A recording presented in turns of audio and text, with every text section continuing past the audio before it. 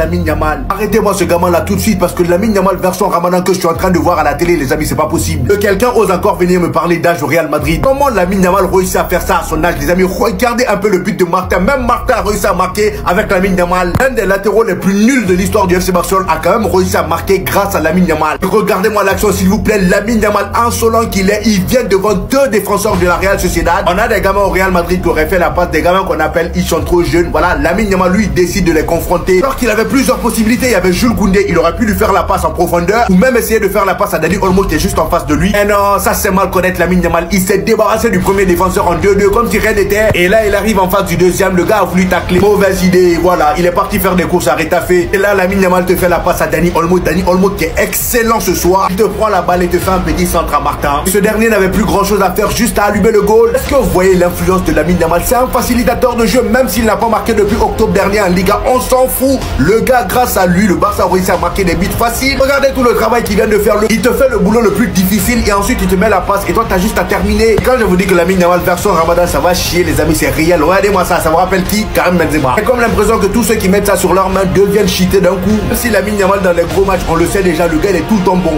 L'association au milieu de terrain, les gars. L'association au milieu de terrain, les gars. Dani Olmo, Pedri. Déjà que les gars, Pedri, il est en train de réaliser une saison de porc sans pour autant stats. Mais en plus de ça, j'ai remarqué qu'il prend beaucoup plus d'initiatives. Vous avez vu les peu frais que Pedri il a tenté aujourd'hui?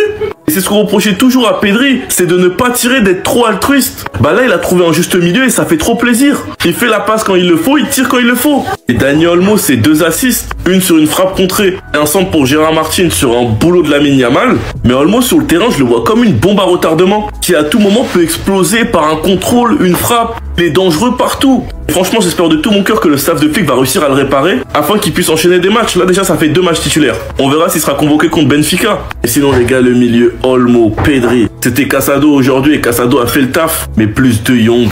Les gars, ça va être sale. Si contre Benfica, Flick aligne Olmo, Pedri, De Jong, on va assister à un grand match. Et j'ai qu'une hâte, c'est le prochain match. Enfin bref, sinon, vous les gars, vous en pensez quoi? Ramenez-nous sur cette personne, on s'ennuie. Lamine sous Ramadan?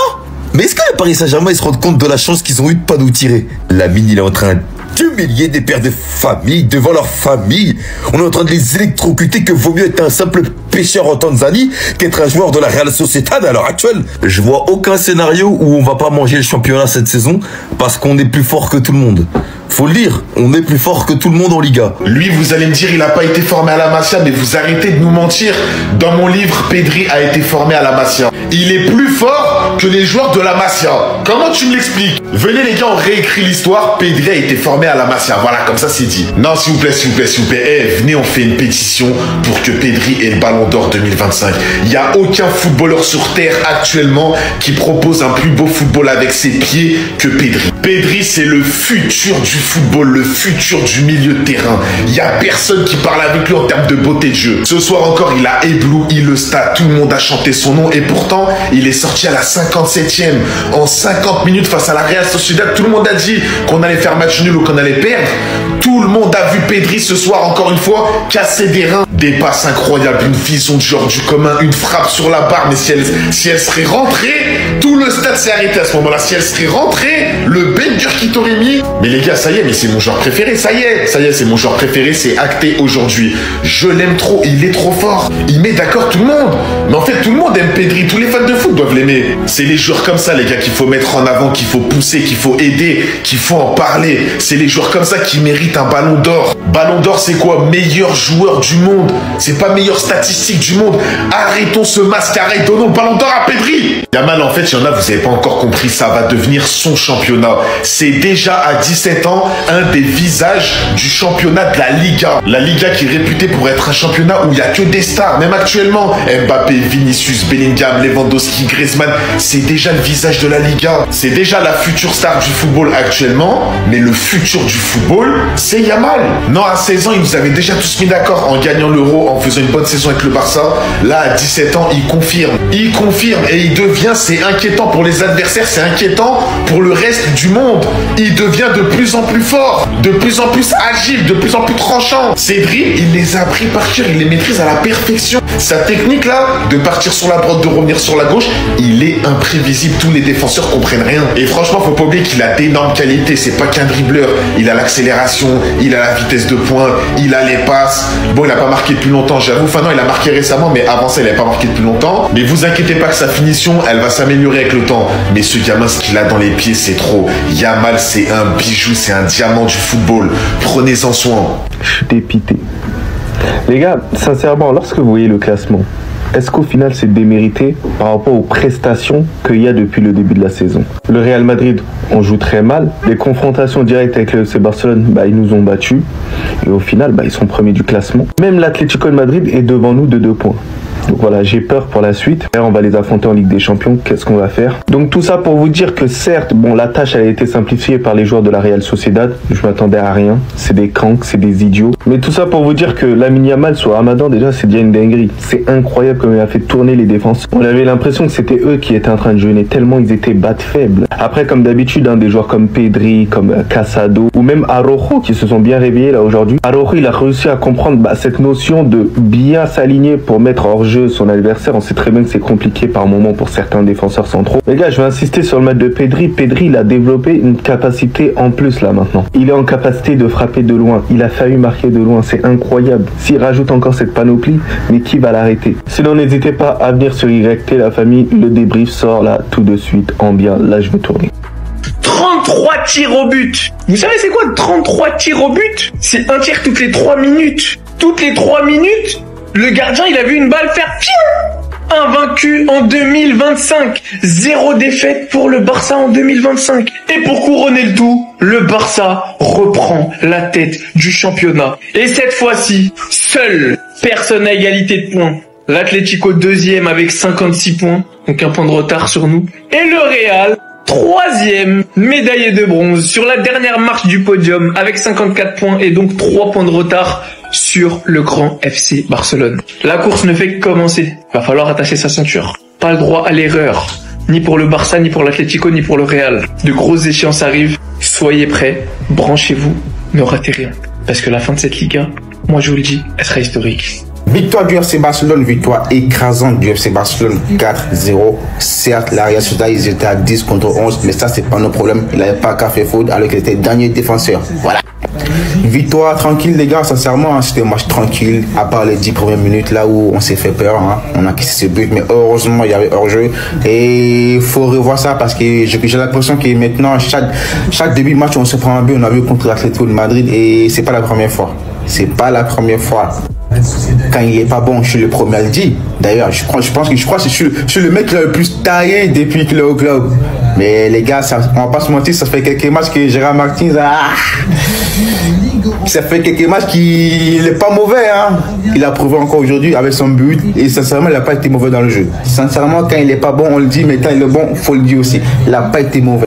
Et Olmo, voilà le Olmo qu'on veut. Ça faisait 2-3 matchs, t'étais pas dedans, t'étais nul à chier clairement. Mais là aujourd'hui, voilà, double passe décisive.